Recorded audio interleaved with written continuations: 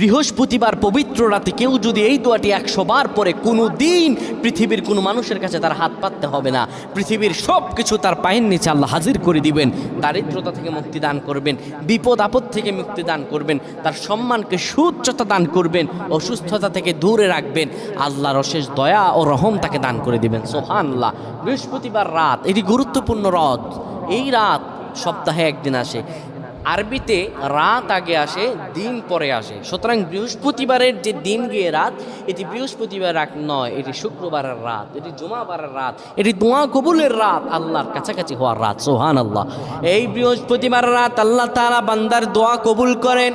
কেউ যদি বৃহস্পতিবার রাতে ঈশা নামাজের পরে পবিত্র হয়ে ইয়া হাইয়ু ইয়া হাইয়ু ইয়া হাইয়ু ইয়া রফিয়ু ইয়া রফিয়ু ইয়া রফিয়ু এই দোয়াগুলো পড়তে পারে 100 বার, আল্লাহ রাব্বুল আলামিন তার